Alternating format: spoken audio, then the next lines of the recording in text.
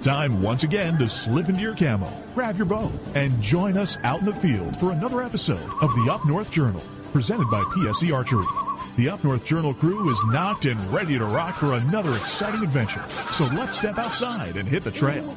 This episode of the Up North Journal podcast is brought to you by PSE Archery, Yamaha Outboards, Better the Hunt, Easy Cut, Packer Max, Deer Camp Coffee, Buck Baits, JPO Game Calls, Limwalker Game Calls, Wild Seasoning, Total Peep, Sunrise Archery, Scent Lock, and Scent Blocker. For the 600th time, welcome to the Up North Journal podcast, everybody. I'm host Mike Adams, sitting in the cabin tonight with none other than Dan DeFall, and we have a special guest sitting with us we'll introduce here in a little bit, plus our guest that we're going to be talking with all the way from another state. I won't give it away just yet, though. Right, exactly. So this is awesome. Awesome, excited. We got the cake in the cabin. I see that. We got a cake with the here. 600 on it. Let me drop the name banner so everybody can see that there. I thought it'd be a little bit of special occasion here. You brought a... We're not going to light the candles due to fire restrictions. Right. Okay, well, not that one. Let's see. I gotta get everything here together. There we go. There it is, right here. There we go. 600. So there you go. We got a cake. We're our little buddy's right behind it, ready to light the thing up for us. Right, exactly. So. Mark Coleman, welcome to the show. Mark Allen, welcome to the show. All right, I've got the feed up and running. Excellent. And shall we talk about a little bit Tom Gensel? What's happening? Yeah, let's get with the people that help us and make sure that we get everybody in here tonight. And just so Billy knows, no. What's he asking? I'm not your special guest. No. I could say something to that, but I won't. Right, exactly. All right. Let's talk about our supporters that support us. And you know what? There's nothing better than going out. We talk about buck baits, going out talking about buck baits. UNJ20 is the promo code. You'll get 20% off your order if you go to buckbaits.com. Get over there, check it out. Get down to Deer Camp if you are in southern Michigan. Get over to Sterling Heights. Get over to Deer Camp. Check out buck baits. They got the line on the wall. And if you've seen our post earlier today and Deer Camp's post earlier than that today, our special guest is now in their stores also. So check that out and wait for that. We'll talk about that in a little bit as well. Going from there, Packer Max. It's that time of year. It is that time of year. Lincoln Road made it safely back from Iowa. And if you want to get $25 off your order and get started in the summer or spring planting, get over to packermax.com. Use the promo code UNJ25. He'll give you $25 off your order. If not, just call him up, talk to him. There you go. Our friends over at JPO. It's getting to be about that time. Need a turkey call? Got the mouth calls? We got them here in studio. Get over to www.jpogamecalls.com. If you use the promo code UNJ10, you'll get 10% off your order. One that you don't have that I want to remind everybody, we had him on last week, Dave Buska, wildseasoning.com. If you use the promo code UNJ2021, you'll get 10% off your order when you check out there. That's some good stuff. You know what? Did you dig into it this week? I did. And? I tried 5 different ones, and it's good. And it comes down to... one every day of the week this week? No. Okay. I got a chicken, and I tried... You got chickens? I had a chicken. Had. I ate a chicken. Key phrase is right? had. Right? But what I did was I just opened up 5 different ones and tried them. Okay. And, depending on what your taste was, you could really go for it there. All right. Are we ready to go ahead and just get our guest in the cabin tonight? Billy Hoffman, you're right. The godfather of podcasting, Mike Adams. Stop. Daniel Burns. Are we ready? Yeah, let's do it. All right. Well, I'm going to bring his mic up here. I see he's got something in his hand. Uh-oh. I think this is going to give it away. I hear he's doing a little bit of putting and clucking. Tim Sias, all the way from Harts, West Virginia, Limwalker Game Calls. What is going on, my friend?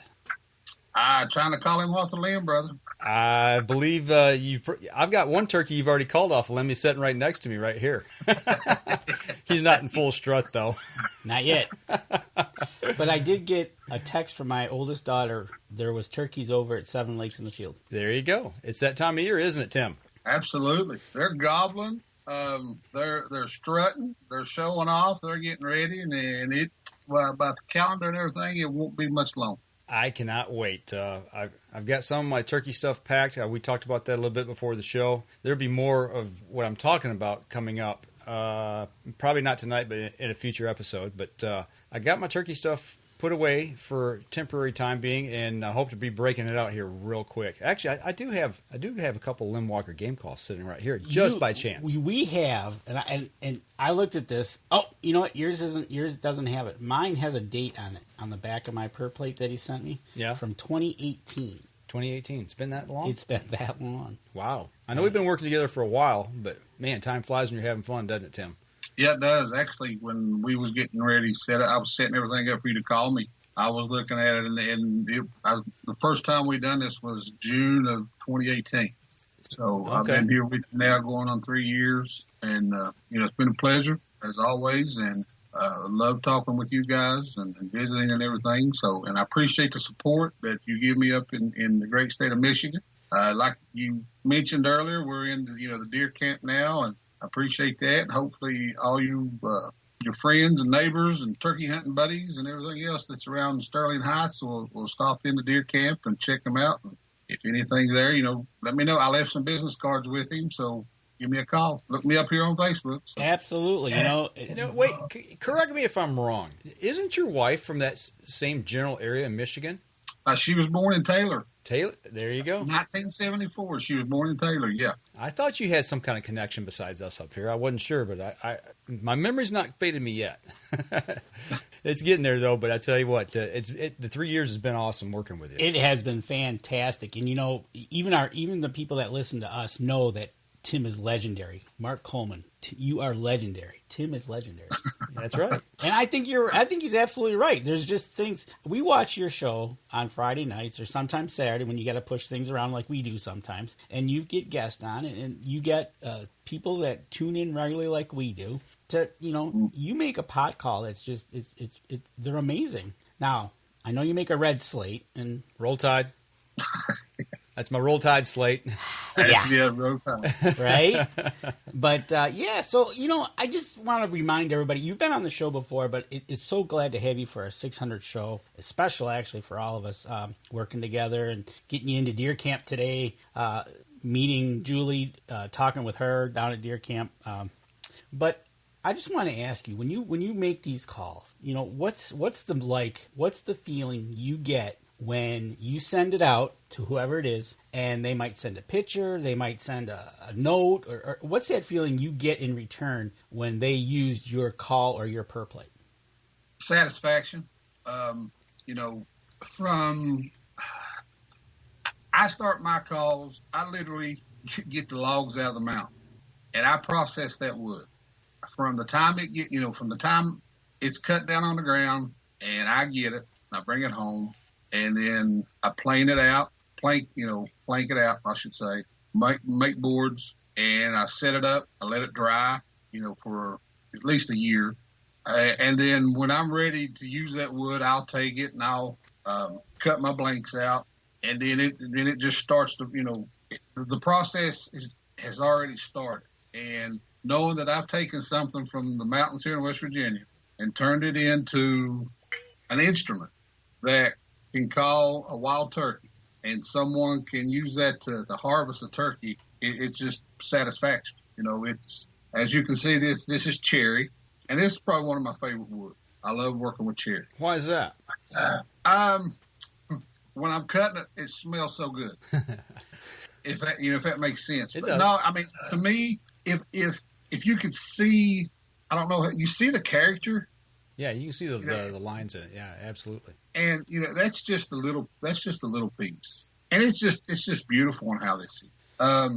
And like I said, every piece of wood that I have is all from West Virginia. I don't use, it's a ceramic, and well, now don't get me wrong, I would love to use some of the exotic woods and everything, but when I have some at my own disposal, I'm not going to do that. I mean, I'm going to use West Virginia grown products, but it's just satisfaction that someone took something that I made with my hands, and I was blessed to be able to do it and turn it into an instrument to call in a wild turkey and harvest it. And it's just, it's great. It's fantastic.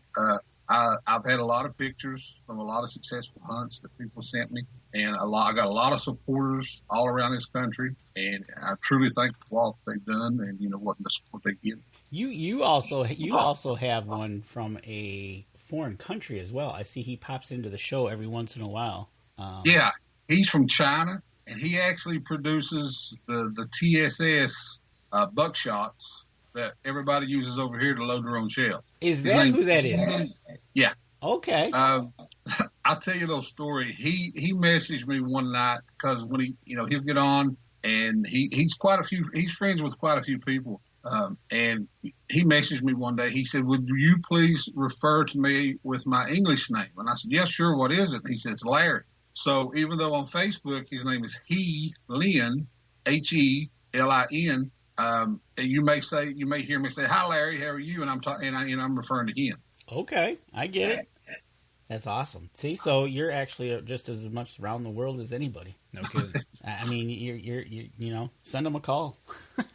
So you're talking about the wood that you actually go out and pull it out of the home woods right there. So the wood that you use is all out of West Virginia. Yeah. I have wild cherry, black walnut, and I'm currently waiting on. I have curly maple that's drying, and I just got it done. I just got it in the process back in the summer. So I'm looking at early summer before I really want to start using it for calls. Because if you don't let it dry at least a year, then there's chances of it warping and cracking, and then it just defeats all the purpose of it. But I do have some hard maple, which does cedar make a good pot call? Yes, cedar's very good. This one here, and now that center, don't mind it. That is something I was experimenting with today in my whole saw. But that is some hard maple that I was playing around with. But cedar's very good. I mean, I had cedar from a gentleman that I used to work with that his dad used to make knife handles. His dad passed away, and he called me one day and he said, "Hey," he said, "I got a bunch of cedar in their mom's house." He said, "Are you interested in it?" And I said, "Well, yes." He said, "There's about 50 boards." He said, "You're more than welcome to them." And, we worked out a deal. And me and my brother-in-law rode down, and we got it. Yeah, it's very good. Now, I'm going to tell you something. It's, how the smell of cedar, the aroma of cedar, it is very strong. You need to have a face mask on or have a fan blowing the dust away from it. Oh, gotcha. Well, when I take my cedar down, I might have to ship you some. Okay. And I don't know if you noticed, remember Joe Slayton that I had on a couple of weeks ago on the live? I had a big plank, and he was talking about working with Western white cedar. And I asked him, I said, "Have you ever used Eastern red cedar?" And he said, "No." And so I sent him a plank, and he sent this back. No way. That is awesome. That's one of Joe's hooters that he made, and that's 50-year-old red cedar that comes from Elk Creek, Virginia. Wow, that is cool. Well, I'll tell you what, we're bumping up here on our first break. I know we've got somebody else somebody's else chomping at the bit to get to talk to Tim. Got some questions lined up for you here, so we're going to take a quick step outside, and we'll be right back after this. PSE Archery has reinvented the way you buy bows. From now on, you can make the most educated decision possible by basing your bow choice specifically on your shooting needs and goals. All you need to do is ask yourself, what kind of shooter am I? What do I want to achieve? PSE will help find the right category for you. So, what kind of shooter are you? Find out at psearchery.com.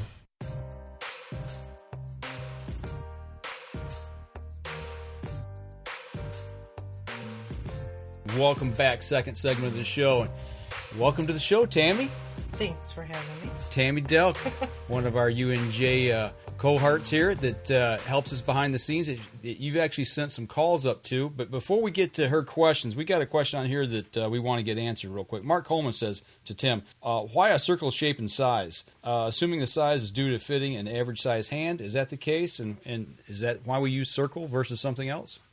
Well, a basic pot call is just a round pot that goes, a round shape that, similar to a pot.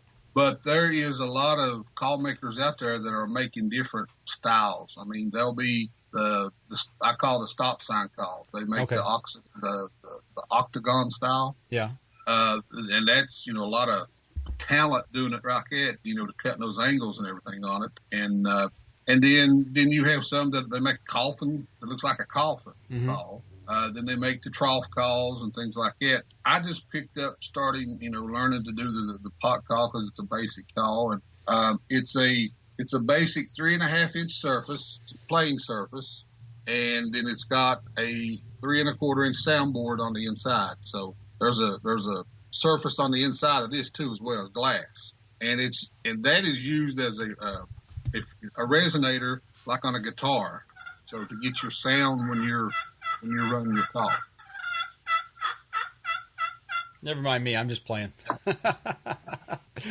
Well, with that being answered, I know Tammy has just got some calls here recently. Got her limb walkers here with her. Tammy, I'm just going to hand it over to you and let's let you talk to Tim here. What do you got for him?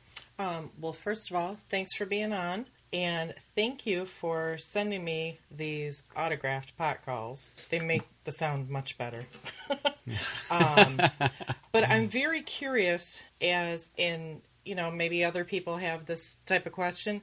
I just got these. What do I do? How do I use them? How do I start? Things like that. Do you have any tips and tricks? Because not everybody maybe that's watching our show watches your Friday Night Lives to see those shows. Because you do, and I invite everybody to go over to Tim's Friday night shows. He has amazing callers on. And he will talk about, and he'll ask very nice questions about the newbies, the rookies, things like that. But I don't have time, to research YouTube or whatever for hours on end. So any tips you can give?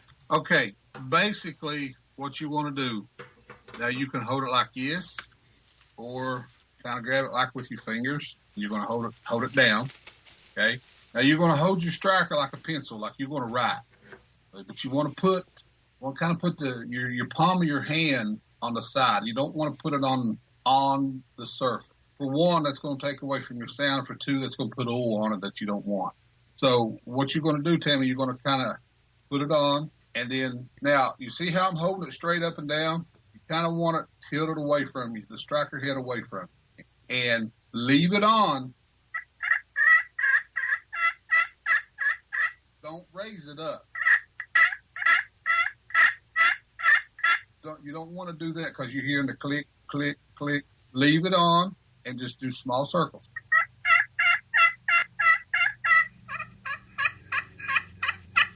There you go. She's got it. Now listen, what little bit you did, believe it or not, could call a turkey in. You don't have to sit there and go,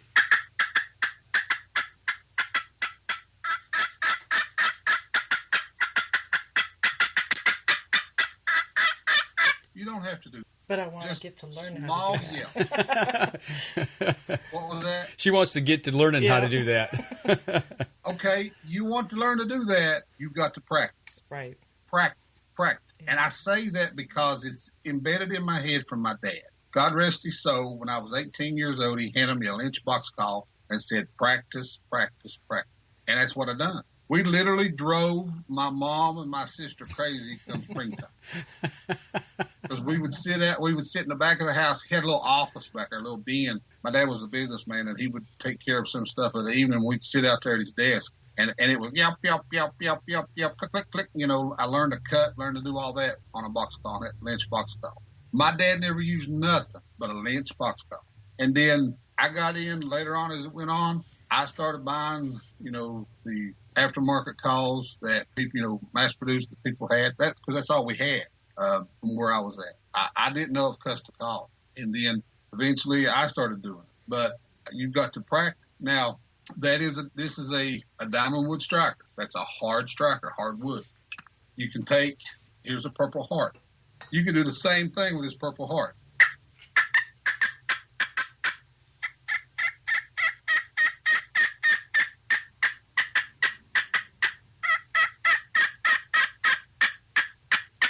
You could do it with anything, but you just sit there just a minute ago, Tammy, and you went, that will call turkey in just as well as me sitting there cutting and fast yelping. So what you're doing there is your first basics and your first steps of doing it. And the reason why I sent you a black slate is because this is probably one of the most forgiving friction calls that there is out there. You hear that? You can still do that and still call a turkey. But you're on the big stage in a calling contest. You just lost 5 points. But you soft calls. Now, you and your boyfriend are at home. He's out in the yard, say cutting grass. He can't hear you all too well. You step on the back porch and you yell at him. You have to speak loud to get his attention. Am I right? Right. He comes to the house. Your tone drops. You're not. See, that was going where I thought he was going to suggest using the pot call to, yell to him. He's not. You're screaming at him when he comes to the back porch. Right. So that's the same way with turkey hunting. You want to give out a few, and then when he's coming to you, he's 50, 60 yards away. Then you want to.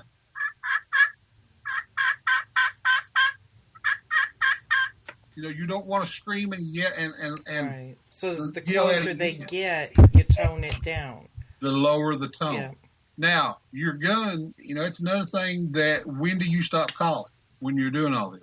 If your gun shoots out to 45, 50 yards good and you know that, put the call down. Right. He'll come to you. And you don't want to overcall. Right. You don't want him to lose interest. Because if you sit there and go, yap, yap, yap, yap, yap, yap. That hand's crazy. I ain't going down there. You just have to entice him. Right.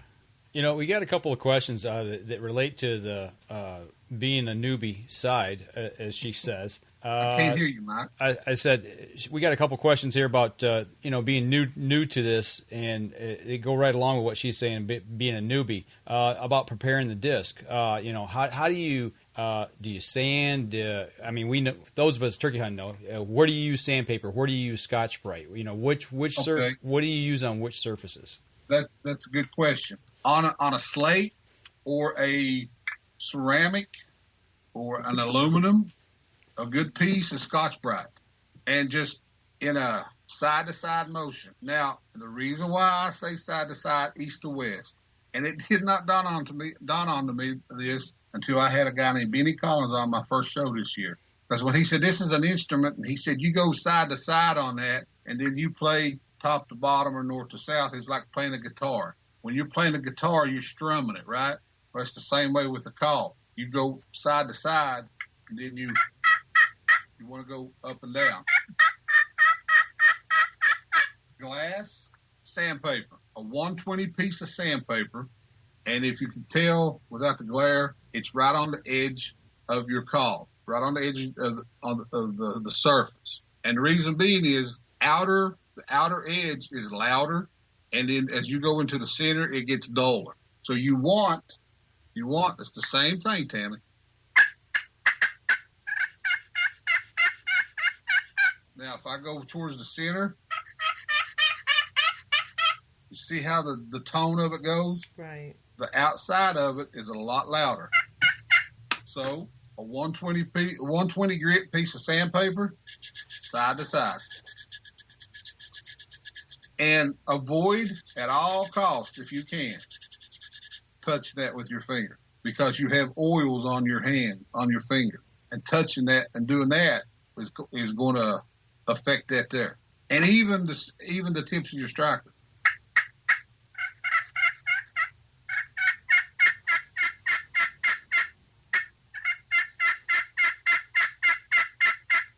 So the outer edges of your calls, even on the slates, the ceramics, things like that, the outer edges is where you want to play your note. And really, that's about all the maintenance that you need to do to this, right? I mean, we got a question from Todd. And then just every once in a while, even on your strikers, you'll get glass residue, slate residue or something, and it's gone. Keep them conditioned. And you're using the sandpaper, not the Scotch-Brite? On the glass, yeah, the sandpaper. No, on the striker. On the striker. On the striker, yeah. Okay. I tell you what, I've been out before, and on my leather boots, I would take my striker and run up and down the eyelets. I know it might sound crazy, but instead of reaching in and moving and getting the sandpaper, I'd run it up down my eyelets on the sides of my boots just to clean the striker tip off to run it. And yeah, you're talking about the oils. I've had mornings where I'm out and the temperature's changing and it's a lot of moisture in the air, and you look down and either off of a limb tip above me has the dew has dripped off and hit the slate, or just the moisture in the air has turned the slate wet. Okay. I know you got something for that. There's a little bit of water. There's you do, Mike. Yep. Piece of acrylic, and it's the same thing. Now you're going to get.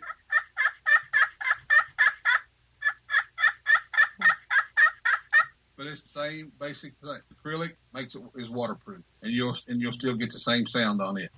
When you first told us that, I think that was last year before last, I was blown away that you could use acrylic on a slate call and it wet and make it play. And I've showed that to several people at turkey seminars that we were doing, Danny and I were doing, and you just amaze people. They're like, well, you can't play that now. Well, yeah, well, watch me. Yeah, I mean, I was at a hunting show several years ago, and I bought a pot call, and it was a plastic pot, double-sided plastic pot, and they had an acrylic striker and they were running and everything. I said, hey, what is that? And he told me, and I said, well, what does that do? And he said, well, when your surface gets wet, he said, you can still use it. I said, does that come with that? And he said, yeah. I said, well, be sure to put it in the package I want. Now, I don't know whatever happened to it because, this was back in the 90s, but I had that. That was my first experience of an acrylic striker with a wet surface. Wow. All them years ago, and I never knew. Wow. Yeah. Now, I'll tell you another secret, too, that a lot of people, a little tip that some people will do. JB Weld. Get your JB Weld, get it mixed up. Mm-hmm. Put it on a piece of cardboard, however you use it. You don't have to use a lot. And it works better with a flat tip striker, such as that right there. Mm-hmm. Take it and just dip it. For example, this is the JB Weld. Just kind of dip it and twist it, turn it upside down. You got a little piece right here. You got a little bit of here on top, maybe about a 1/16 of an inch thick. Let it dry overnight. It's aluminum, same thing. I'll be dang. I'm going to try that. Well, think about it. You got JB Weld sitting around in your garage. You got JB Weld sitting around in your garage, just sitting there. Just take and, mix up a little mixture, put it there on like I said, on a piece of cardboard or whatever you do, and just take one of your strikers. You could use one of the strikers you don't use, or anything like that. It's just laying around, and you're like, oh, that's useless. Mm-hmm. Dip it down in there, put that on that, and you've got yourself a waterproof striker. Wow. Never would have known. The things you learn from Lim Walker game calls. Right. I have a question, if you don't mind. That's not something that I've come up with. I've learned this from other people too. Right. Well, you got another question you said, Tammy? Yeah, if you don't mind. And even in the chat, I had looked up and I'd noticed one of our people are asking, and I would like to know, if you do get a film or residue of oil on your pot calls, what is the best way to remove it without further ruining it and changing the tone? You just sand it up real good. Okay. You got your glass. Just take your sandpaper and just sand it up. Okay. You might have to do a little bit of extra, but that's basically all you have to do. Just clean it off. I actually know some people that has taken, they'll take Windex and clean the glass for crystal, and then they'll go back and, get their plane surface. Things like that. It's not the end of the world or anything like that. You can take your Scotch-Brite, clean it off.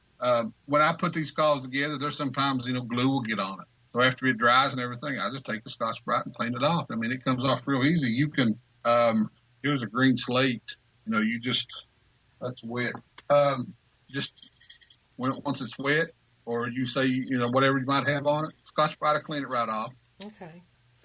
Rain, when you're out hunting and it rains, or like Mike said, it's got the a dampy, dewy morning, foggy morning, and you pull that out.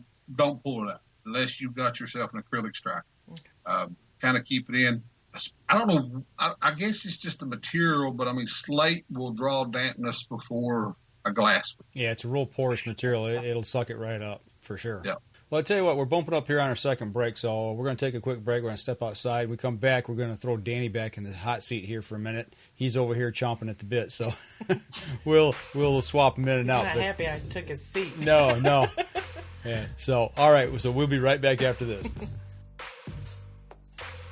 PSE Archery has always dominated the speed category. Now, the most revolutionary cam system ever to hit the market has perfected the shooting experience.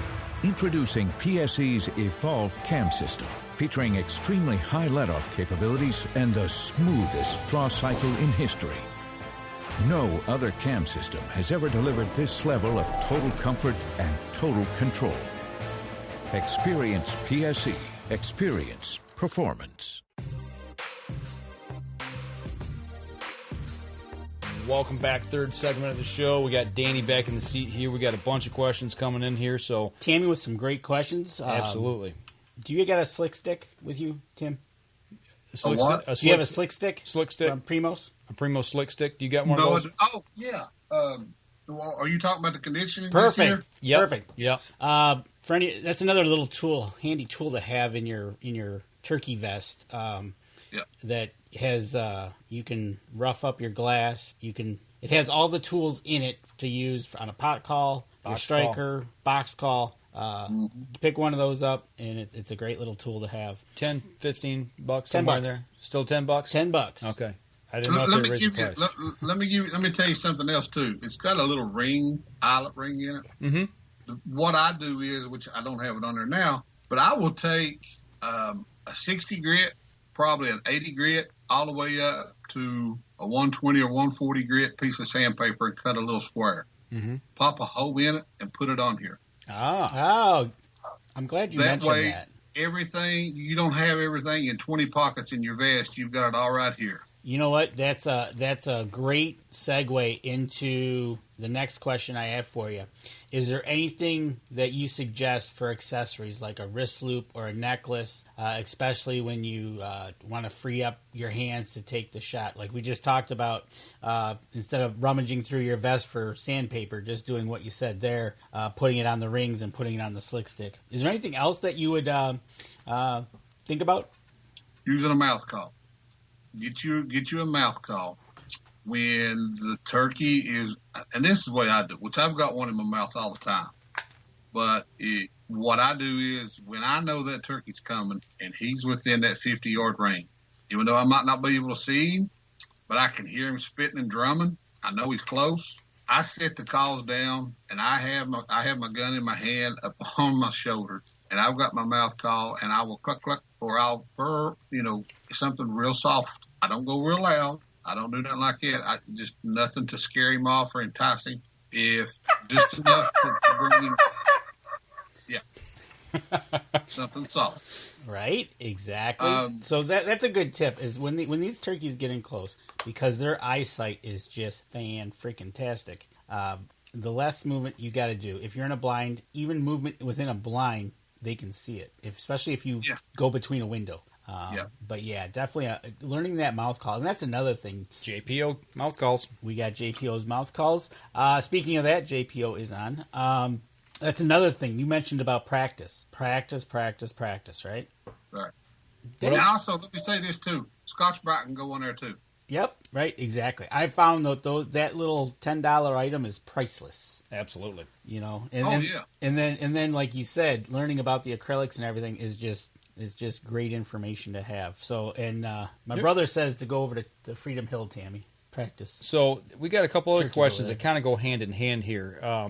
Talking about acetone, if you can use that. And Mark Coleman says he uses hydrogen peroxide as a cleaner on his. So acetone, hydrogen peroxide. Yeah. Well, now acetone is pretty potent, because I'm going to be honest with you. If I make a call that I don't like, that I just don't get the sound, I can't get it tuned right, then it gets an acetone bath. And what that means is it goes in acetone for about 24 hours and I take it apart. So use that, very loosely around, because the glue, that acetone will eat the glue. The hydrogen peroxide is an excellent an idea for that too. I just wouldn't use it on glass because there's a possibility that it could leave a film on it. Okay. The slate and the ceramic and aluminum, I don't think it'd be any trouble. But on the glass, I wouldn't because, like I said, the film. But the acetone kind of be just a little loose because it's liable to you could get down in on the glue and it could break that apart. It could do more harm than good. Mm-hmm. Possibility, yeah. Because I tell you what, that stuff when I pull a pot out, most of the time the surface is already starting to break off. Right. From the glue, and what I'll take it apart and I'll clean the surface, that surface up, and I'll reuse them.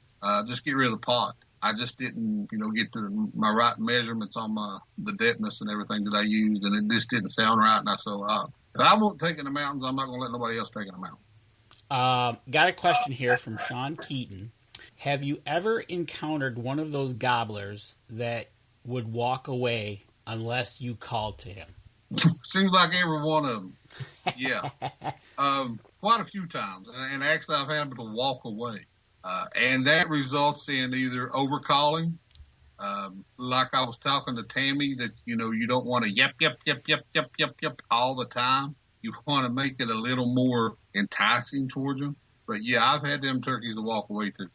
And isn't that frustrating when you get one coming in, it's on, and all of a sudden at about 60 yards, they just say, I'm done. I'm going to just hang up here and look at you and strut back and forth and stare. Well, you're trying to get a bird to do what it's not supposed to do. I mean, the hen's supposed to go to the gobbler. Yeah, we're defying nature when that happens. When you're calling a gobbler, too, you're defying nature. But now, you got to look at something. There's a couple of reasons why that may happen, though, Danny. He may leave a hen that you might not hear, or she might not be so vocal or anything. He may just come to see what's going on out there. And so he don't see nothing, or he don't see another turkey, then he'll turn around and go back to the real thing. Mm-hmm. Oh, absolutely. Like you said, you're defying nature, first off. And then if he hears something but can't see what it is, because their eyesight is really good, he's like, well, okay, I looked. I'm turning around and going back to the real thing. Absolutely. Well, I was talking about... go ahead. Go ahead and finish your thought. You're talking about the turkey's eyesight. When it comes to a turkey's eyesight, you've got a human's got a 360. There's 360 degrees in a circle, and a turkey's head, their eyes are on the side of they have binocular vision compared to a human has a monocular vision, side to side. And no, I'm sorry, we have the binocular side to side, and the turkeys has the monocular. Their vision is 270 degrees. So out of 360 degrees, the only thing they can't see is 90 degrees. And a turkey can be coming to you, and you think you're looking, and Tammy and the newbies and anybody else kind of remember this. Just because a turkey is looking at you and you're afraid to move, you think, oh, no, he's looking at me. Not necessarily, because he's looking out the side of his head and he's looking at something else. But when he turns that head, he's looking out there, he could be looking at you. Because he can look at one eye this way, and this eye here will stay straight. That's right. So their eyes move independently of each other versus where ours move together. Right. That's why I got mixed up on the binocular and the monocular, the vision of it. I mean, the humans has the binocular, which is side to side, and our eyes move together. The turkeys, this one can stay straight, and this one will move over. So if he's looking straight, and you're thinking he's looking right at you, there's a possibility he's focused out here. Mm-hmm. And then you take a 90 degrees, you stretch your arm out straight and this arm out to the side. That's 90 degree angle or 45 or no, a 90 degree angle. So you're looking at that 90 degrees. That's the only thing that a turkey cannot see. And that's not much. Not at all. Absolutely. That's not at all. And that's one of the things when you're either sitting against a tree or you're in a blind. And when, like you said, you switch to your mouth call when they're getting in tight, because granted, he might be coming straight at you, but all he's got to do is turn a little bit and he'll pick you up. Oh yeah, well, he can see you bat your eyes. Now, talking about sight, this kind of goes along with it. I'm the type of person, I don't like to use decoys. I carry them with me, but I don't tend to use them very much because I like to run and gun, number one. But with that, I'm always afraid that there's no movement and a turkey's not, they're going to think something's wrong. What do you think as far as when you're running and gunning and moving? Do you like to use decoys or do you not like to set up decoys? No, I don't. for me, less is more for me. Mm-hmm. I don't want to carry a decoy around, especially in these mountains. And because once I do kill a turkey, then I'm carrying a turkey, a shotgun, and decoy. So no, I don't like that. Now, I've never hunted in fields or in pastures. And from my understanding, the way those guys that do decoys is a necessity. Mm-hmm. That you put them out there. But as far as in the mountains and the tree lines and stuff, I don't necessarily use them. I have. I'm not going to say that I haven't, but I have. But 99% of the turkeys that I've killed, you can see here, all them right there, never used a decoy. I think for field turkey hunting, I know from experience, because Kelly called in one of my birds that I killed. We were using a decoy, and as soon as they broke the field and they saw those decoys, and she just purred a little bit, they picked up on it and they just came straight in on a line, and it was neat to see them. It was even better to shoot them, not gonna lie, but. Yeah, I think it's got a lot to do with that long vision, that distance that they got to cover. When they see that, then they make that beeline. If you're calling and they're looking in a field and they don't see anything, then I think they're like, well, wait a minute, we ought to be able to see them because of the distance. But in the woods, when I'm running and gunning, I just don't carry them with me. I don't like them. So, yeah, I'm just even the collapsible ones. Mm-hmm. I never did like them. Mm-hmm. Now I have a whole bag, a whole satchel out there, to be honest with you. And when we have youth hunts and things like that, we do hunt on a surface mine mm-hmm. that on the reclaimed areas of it. So yeah, I'll carry decoys then, and that just to help, like I said, to entice him in an open area. Mm-hmm. But when it comes right down to it, within the mountains and stuff, I'm just I never was a big fan of it. Yeah, I got you. All right, I like to use them. Yeah, sometimes, yep, you're right, Lyndon, Ed. Sometimes jakes will scare other gobblers, no doubt about it. Sometimes the gobblers will want to kick their butts too. Yeah. Okay. Is there a proper way to transport to and from the woods? Maybe some proper long-term storage of your pot calls. Get you a vest. Just about every vest nowadays comes with pot call pockets. There's also a lady, Linda Green, I believe it's her name, or Glenna Green. I might be wrong. Ed knows. Maybe Ed can post the name of it. She makes a satchel that has different compartments for box calls and pot calls. Okay. And those are excellent. Actually, last week, my guest, Tim Murdoch, he actually had her first one she ever made, her prototype. That's where the name sounded. It rang a bell. As soon as you said satchel, and I'm like, where did that come from? And it was last week. Yes. He actually searched that out to buy that. Yeah. That's pretty awesome. And she'll make box call holders, pot call holders, and then the satchels that each call goes down in. And I pretty much 100% of the vests that are out there on the market now has different compartments, different pockets for a pot call. Absolutely. And I put two in my pocket. I do too. I make sure my vest is overloaded with Lim Walker game calls. You never know what the birds are going to like. I mean, that and strikers. There's sometimes if it's windy, if it's I'll use the batwing mouth call. It's you never know what they're going to like. They're can be picky. You're a little batty anyway. Thank you. Thank you very much. Well, I tell you what, we're bumping up here on our last break. Let's go ahead and get that out of the way, and we come back right out of the gate. Let's touch a little bit on the Purr Plate. That's one thing we really haven't talked about tonight yet, so we'll hold that for the next segment. We'll be right back after this.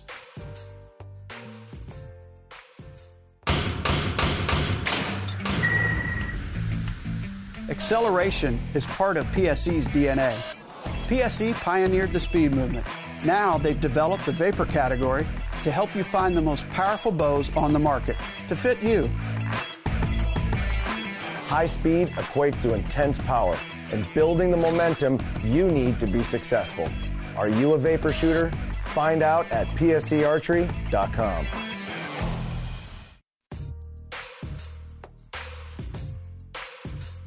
Welcome back. Last segment of the show. Before we get going too deep into this, I want to give a quick shout out to M123 FM up in Newberry that carries our show. And actually, we've been doing this a couple weeks now. We're going to go back live to their camera outside on the street And I don't see snow in Newberry, Danny. There's something going on amiss up there. Is it global warming? You know Could it be spring? Could it be spring? Yeah. It's got to mean something good. Yeah, it's got to Spring mean must have something. sprung. When you're in the UP and there's no snow and it's March, something's wrong. But as usual, there's no cars on the street, so not a lot happens at this hour up in the UP. So I think everybody's probably getting ready for work tomorrow. But we'll come back now and we'll jump all the way back down to Harts, West Virginia with Tim Sias from Lim Walker Game Calls. Tim, before we went to break there, we talked about a lot of things tonight, but we got the Purr Plate here. We talked about it really quick at the beginning of the show, but run down this one real quick for us and what people can expect to get out of this call that you make. The Purr Plate.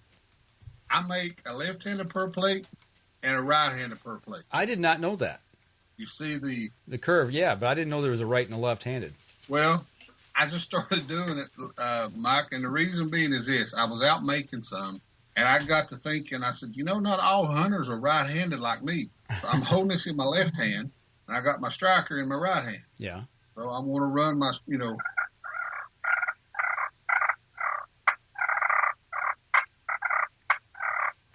And so when I had my jig, I just flipped it over. Okay. And I said, I'm gonna make some left-handed. So a left-hander that would use, and I cannot do it, so please don't ask. He'll hold it in his right hand and run it with his left hand. Okay. A round pot call is, ambidextrous.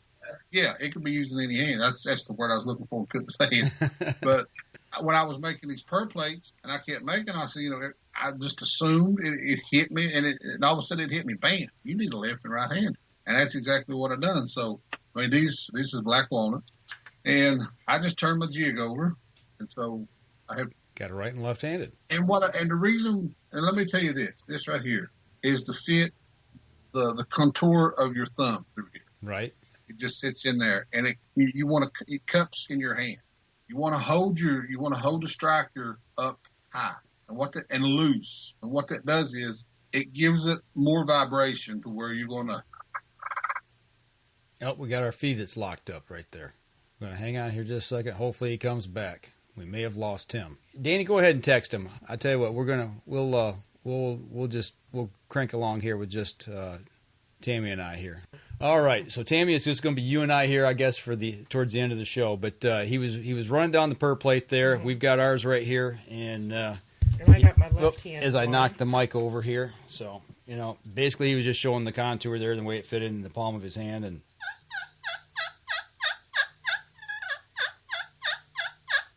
Okay, he's trying to call me now, so call him back. And that way we'll just tell him we're close here at the end, so we'll just finish up. But you know what? Since we don't have Tim on with us, and you're in the hot seat right now, we love these questions at the end of the show. I'm going to turn the tables on you because you're the one that's always bugging Danny. I know. So here it is. You started something. Yeah. You got it, So we started this, and we're going to turn the tables a little bit here in our 600th episode. What better time to do it than to put you on the seat here? So I'm going to ask you a series of questions. We're going to mix it up. We're going to only 600. Only 600 questions. That's right. We expect 601 answers. But we're going to mix it up a little bit tonight. We'll throw some different questions. Seeing how it's 600, we'll make it a little different. So far, out of your outdoor experiences, what is the one thing that you haven't hunted yet that you want to hunt? Everything. Everything. Okay. Everything. I've And never why? hunted anything other than white-tailed deer. Okay. So I want to hunt it all. Okay. Yep. So what would be the first thing that you had an opportunity to go do that you really want to do? Short list, Uh-huh. turkey. Turkey. Okay. So this is going to be your first year turkey hunting? This will be my first year turkey hunting. Okay. Yep. All right. Yeah. So I'm really excited. Okay. Are you going to do that on public land or private? Private. Private. Okay. All right. And you got birds there? You kind of scouted already? Yeah. Okay. Yeah. During the fall season when I was sitting in the blind. Okay. I heard them gobbling off. Okay. And I'm like, all right, just come back in the spring. Stay there. We'll be back. We'll put you in the pot. We'll invite you over for dinner. Absolutely. Absolutely. Put you on the grill. Yeah. Okay. Speaking of grill, what's your favorite wild game food? Oh my gosh. Anything. I like all hot dead animal. I don't discriminate. I like them all. If you were given a choice of your meal, what would you choose? Your hot dead animal. Oh my gosh. Venison I'd back rather straps? have it chosen for me. Okay. Because How would you between a big walleye, surprise? back straps, How would you like them venison prepared? back straps, Okay. very well. There you go. Yeah. All right. Linda wants to go elk. Okay, so there you go. You two can hook up and go out There you west and go. go on the elk hunt. Well, we can even do that here if we get into that. Draw the tag. Well, Jennifer Drake yeah, she can guide take you. service if we win that lottery. There you go. So, okay, speaking of like elk hunting, most people go out west. Have you ever been out west? Not really. I mean, Okay. as an adult, no. Okay. As a child, backseat of a, family van. Okay. Well, what about fishing? I know fishing's, one of fishing your... I love. And I Okay. just started fishing and hunting just a few years ago. Okay. Never been. And, had that disclaimer. Well, if you date me, I want better to get your hunt and I outdoors want to on. fish. I'm like, well, would you teach me? Yeah. And, you can ask Todd. He created a monster. And Todd ruined you. He ruined me. That's funny. Yeah. Tim says that he was looking forward to the end of the show. Yeah. Oh man, I don't know what happened to the feed. It just it went. Occasionally that happens. So, but we're prepared for anything here. We just keep it rolling. You know what I'm saying? So, okay. Archery. Have you done any archery yet? I have hunted with a crossbow. Okay. I would like to get more proficient in it. Okay. As far as, non-crossbow. Okay, you using a vertical bow? Yeah. Okay. I'd like to learn how to do that. Okay. Yeah. I got you. All right. But, yeah. Does anybody else in your family, before you met Todd, does anybody, like your dad, you got uncles, anybody in your family that hunted? Nobody. Nobody? So you came by this strictly through Todd? Yeah. Well, I have to be honest, my brother, it just came to me. My brother lives in Alaska, and he has gone hunting. Okay. He lives in Alaska? He lives in Alaska. Yeah. Why are we still here? I know, right? Well, because of the out-of-state tags and what's his number? enormous. Right. But, and he just picked that up within the past few years, I guess. Okay. But that would, I would love to, my fantasy hunt would be like moose, caribou, and all the big game that. species out there. Yeah. Okay. Is there a big game species that kind of gives you the heebie-jeebies that maybe you're scared to hunt? Bear. But I would. Okay. Yeah. Michigan black bear, not really scary. Right. People think they are at times, but what are you looking at, Danny? You have one. Oh, chatter there. yeah, I've been snapped at by one or two. Yeah, I was sized up by a big, probably 350, 400 pound black bear. Right. I wasn't so much scared for myself, but it was sitting in front of the tree stand that my son was in. He was about 10 at the time. Yeah, that got me a little unnerved, but generally speaking, they're all right. Not too big of a deal. What else can I ask you? I know what Tammy can ask you. What's that? It's your 600th show. Give us a memorable moment of it. Memorable moment of a show. Wow. I gotta say, probably our 500th episode, Danny, was probably the most memorable podcast because there was so much going on within that episode. I mean, we recorded it in chunks that day on the ATA floor. It was our first year, being down there. ATA, what is that? Yeah. Yeah, we haven't talked about that before.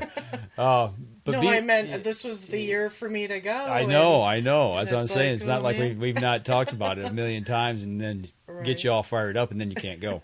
So, but I think that one had to be the most memorable of the shows that really sticks in my head because, we interviewed a lot of people, that day. And then, that one and probably right up there with it is last year's ATA show. I forget which episode it was, but, we had, Pedro de Amporo on again. We had Donnie Vincent. And, we just started going through, some of the bigger celebrities. And that, to me, meeting Donnie the first time, Danny can recall this, on the show floor, I was just kind of like, Starstruck, huh? Yeah, nobody else really bothered me. But, Right. his cinematography that he puts out, to me, is so captivating. And I always, kind of gravitate towards that. It's just something that pulls me in. But then to have him on the show, And that was really cool. Yeah. That I think probably and for me that's a that gift and a talent when you can draw somebody in to where you feel as a viewer like you're in that moment. Yeah. With them. Yeah. Yeah. I think that was probably the most or the most memorable interview. Mm. Tim wants to know, what was your first show about? My first show, I remember. Well, there was the pilot show that we did. Pilot in show 1. Yeah, we did a pilot show, and then episode 1 was with Mikey, and Mikey was 12 years old. And this, actually, all of this that we do is because of my son Michael, who's now, we called Mikey back then. He's 26 years old, and he was wanted to do a podcast, and I didn't even know what a podcast was. And we started talking about it, and we cut that pilot episode. But our first show was really about kind of setting the tone for what we were going to do. So he created a monster. He did. He created a monster. Yeah. And actually, this show has got me in a lot of trouble, which will be evidenced by tomorrow. And you two know exactly what I'm talking about.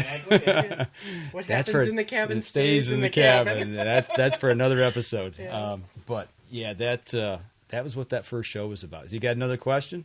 Actually, show 108 is fantastic. Is that when we had you on for the first time? Was that the turkey hunt? That was the turkey, the golf ball turkey hunt. That was the week before, I think. Okay, yeah, that's when I met Danny. Man, that was many moons ago. I know, you know what? And I got to look back to episode 275 or 276. I can't remember the exact number. It was a very special episode for me because I was at a real dark spot in my life at that point, and Danny got me back on track, and we were off the air for almost a year because of the house fire, and he got me hooked back up and plugged in, and he's been with me ever since. He's the longest running co-host I've had, and Michael set in for a lot of episodes, but so we're at 600 now, so that's 325, I think, Danny, you've been a part of, so over half of them, so I couldn't do it without you, man. I've enjoyed every one of them. So it's. I think he's getting a little misty over there. Yeah. He just reached for the tissue. Yeah. You need a tissue there, Tito? I do. See, he was going to turn tables on me tonight and try to get me to do that. No, I'm just reading the question. Yeah, he did that to me. I don't even remember when that was. Maybe it was the 500th episode. I can't remember. No, I did it in this year. I can't remember, but I don't know. There's been so many cool moments. We've done so many cool things and been so many cool places and met great people, and we work with great companies, and I'm so grateful that, and there's people out there that listen to the show and watch the live stream and have questions. And, Carrie Z from, Bowcast 2.0, big shout out to her. She was my partner in crime when we launched the Outdoor Podcast channel. And, she started watching the show at some point, wanting to know about archery. She was, a lady getting into the outdoors, and she was struggling finding information. Right. So I directed her towards Bowcast, who we were listening to at the time and kind of following. And, we formed a friendship that's lasted, this is our 15th season. That was probably season 2 or 3, I'm guessing. So, 12, 13 years, somewhere in there. So, yeah. It's been a hell of a ride. Yeah, we have. A lot of good people, a lot of great people. There's been some bumps along the way. I won't, I won't lie to you about that. There's been some bumps, and but you know what? Overall, if I had it to do over again, yeah, I'd do it again. Oh, absolutely. In a heartbeat, So, whoops! As I hit the mic again, I got to move this mic. When we set up Cabin 2.0, we'll do that. So. You know what? We got a few minutes here. I'm just going to go ahead and spill the beans on a little bit of something here. I am going to be moving here in the very near future. So there may be a point in time when we're off for a week, maybe 2, because I'm going to rebuild the cabin, so to speak. And when we get landed, wherever that may be, then we'll have everything back up and running. And I'll keep you guys posted on that as that progresses. So we're not going anywhere. So if we take a week off, that's why. Or 2, maybe, possibly. And anybody that wants to help move, I'll let you know whenever that happens. Right. You can come over and you can Bring help. boxes and trucks. That's right. And lots of muscle. So it's all good. Anything else there? Yeah, big shout out to Tim from Limwalker Game Calls. His show, Friday nights, Danny, 8 o'clock. Friday night, 7 o'clock. 7 o'clock. Okay. Linda Ed Thornhill just reminded me that he had Cuz Strickland on a couple weeks back. If you guys can't, go back and watch that episode. I mean, he pulls some big names in the turkey industry. So if you're looking for some stuff to to learn or to get some tips on or some insight on, go to that every Friday night, and he has just got a plethora of information, and he's bringing guests on now, so that's all good. So anything else before we sign off tonight? Nope, that looks good. All right. Well, we got to cut the cake. We got to cut the cake, yeah. So I'll tell you what, for the podcast, that'll do it for us this week. Remember, go over to Tim's page on Facebook, give him a like, follow, share. Do the same for us as well. And if you're listening to the show on iTunes, make sure you give us a review. That helps us and helps our supporters as well. So for Mike and Danny and Tammy here at the Up North Journal, episode 600. Oh my gosh, I'm getting old.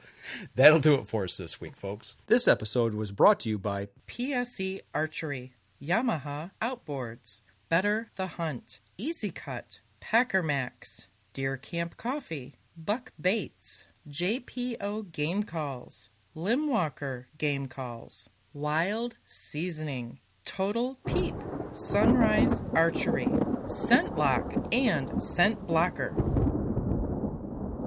Thanks for listening, and join us again here next week. Until then, remember, as we always like to say, if you're out on the water or in the woods, shoot straight and be safe. Until next week on the Up North Journal.